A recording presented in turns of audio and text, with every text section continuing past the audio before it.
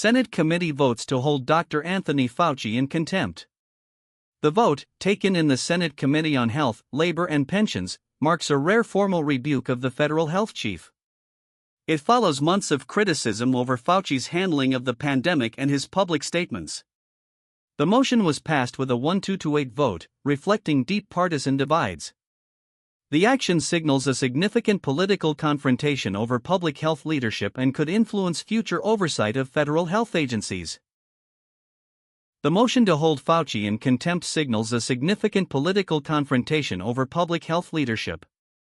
It could influence future oversight of federal health agencies, as lawmakers push for greater accountability. The vote reflects deep partisan divides, with Democrats largely supporting the motion and Republicans opposing it. While the action is largely symbolic, it underscores the growing tension between the executive branch and Congress over pandemic response strategies. The outcome of the contempt vote remains largely symbolic, as the actual enforcement or legal consequences are uncertain. No immediate penalties have been announced, and Fauci has not been formally removed from his position. The motion may serve as a political statement rather than a binding legal action.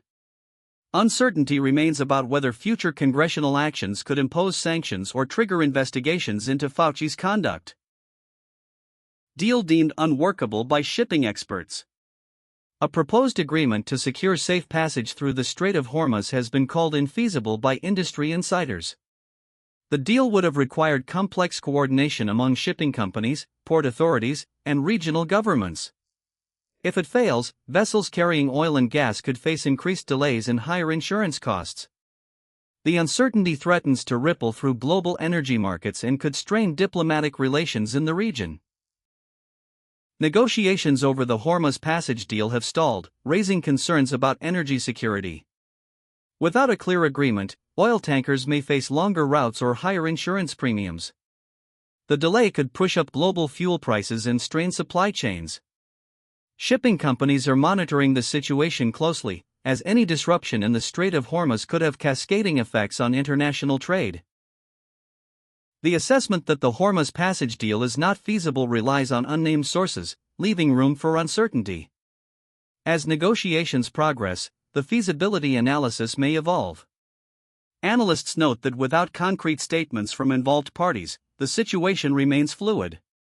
The lack of transparency could delay decision-making and prolong the period of risk for shipping companies and energy markets. A ceasefire has reportedly been reached between Israel and Hamas, according to AP News.